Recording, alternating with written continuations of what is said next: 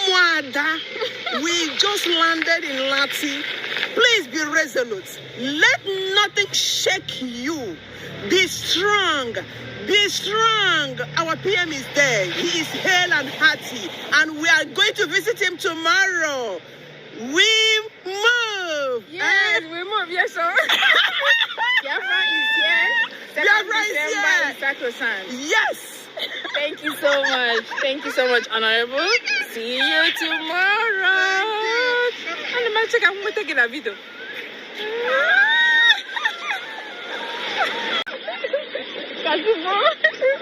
Bye. Okay. Hey.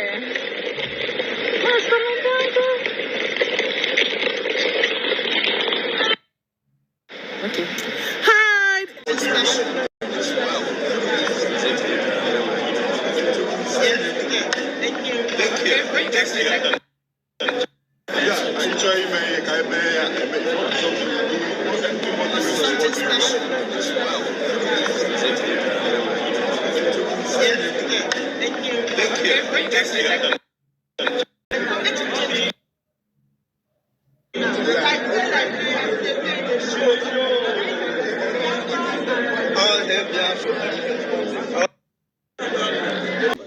I want to tell you that this is Italian delegation. You know, not all, but this is the Italian special delegation. It's from the Ministry of Defense, Department of Military, Biafra Republic Government in Exile. And we are here to usher you a very good melody concerning our declaration that is going to happen from the 29th to the 3rd of December 2024. So may we sing for Biafran people? All right. 1, 2, 3. We are Biafra, fighting for our freedom. In the name of Chukwa Biama, we shall conquer. All hail Biafra. Thank you. Thank you. Thank you. Incarcerate our PM briefly that is going to make a big change. Just think their major reason is to make sure that we take away our PM Simon Ekpa briefly, and then there will be no declaration of Biafra. Oh my goodness.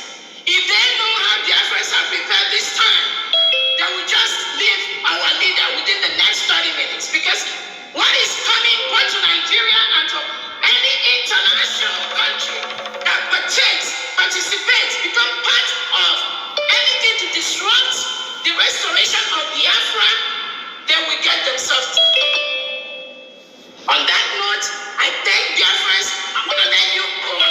Our PM is here and happy. It is just a brief disruption to our plans, which is not going to affect anything in any way. I want all the 40 states of Biafra to be resolute. More than ever at this time, the Biafra Liberation Army, our Biafra Defense Forces, now is the time to be more resolute. Our PM has given instruction. Any terrorist in Nigeria, any Nigerian military, Nigerian police, Nigerian Air Force, anything wearing Nigerian uniform inside Biafra land, they are the reintegrated terrorists that Nigeria want to use to kill and stop Biafra. So the Biafra Defense Forces, from this moment, you must increase whatever you have been doing. This is the time to increase it towards our final restoration. Our demands are very, very clear. Remove all the terrorists wearing Nigerian military and police uniform in Biafra land. Secondly, release our leader, Mazi Nnamdi Kanu.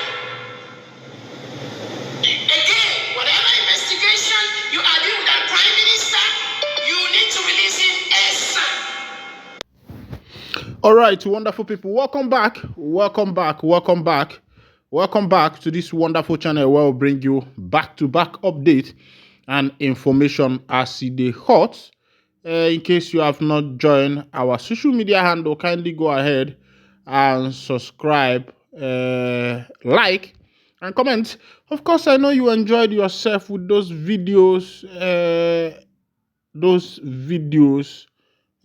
from the Biafra people. The first one was that of the Honorable Minister. The second one was that of the military. The third one was that of I think is the spokesperson, media advisor to the Prime Minister of the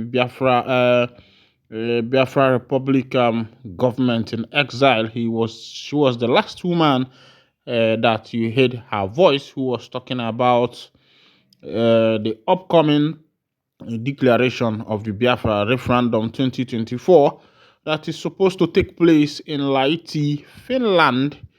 And of course, you can see that the people are not backing down.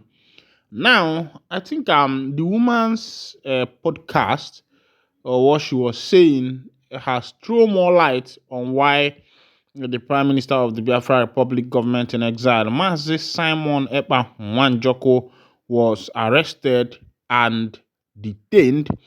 Of course, you know that this is a plan from the Zouch government, who have planned that this man should be held so that the 29th to the 3rd 2nd December conference and referendum declaration, we have no head that so that the conference will not hold.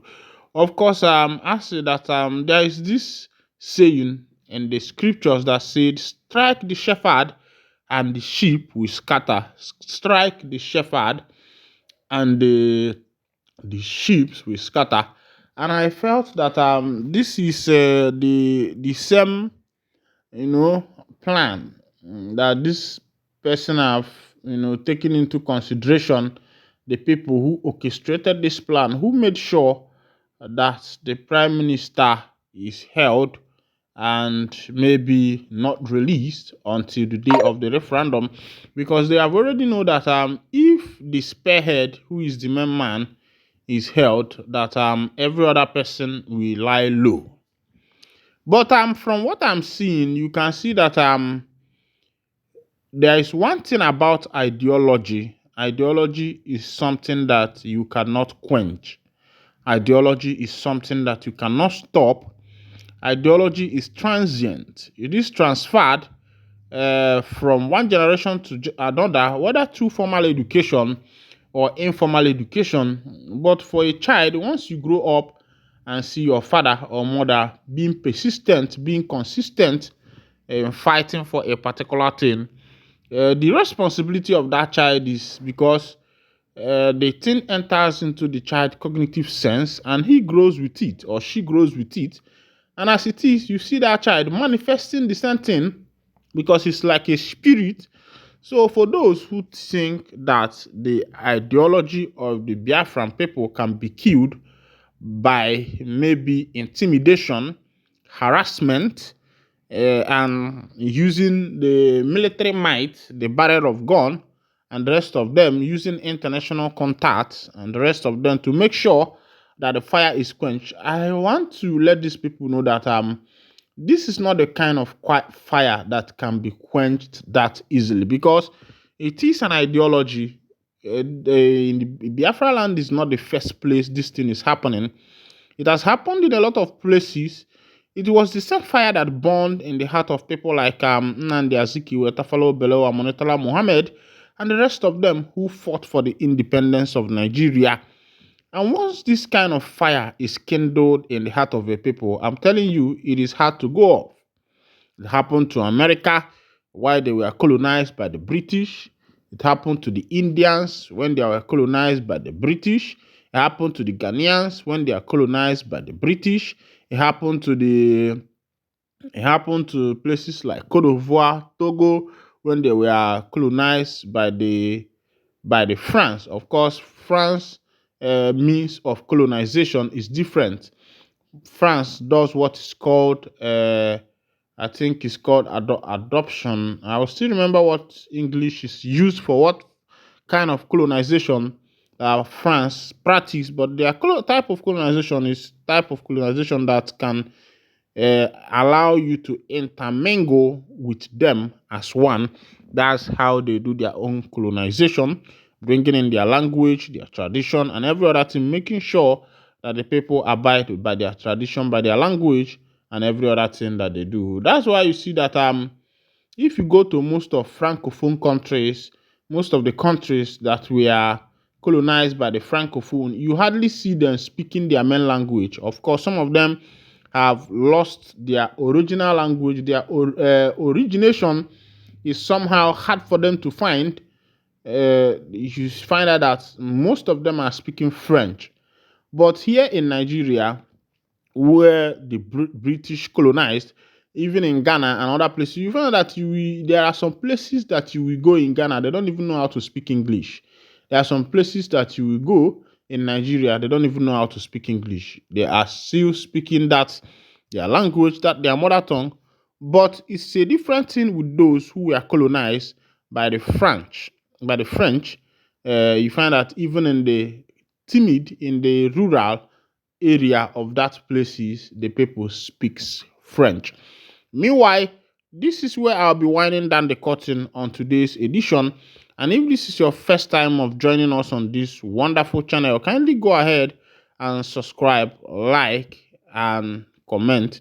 As you see, before I conclude, the information dropping on my table is that Rivers government finally implement higher new minimum wage for bank alert trigger. They say that the government of Rivers State have increased the minimum wage of the state workers. Of course, you know that Rivers State has not been a peaceful place for someone like Fubara.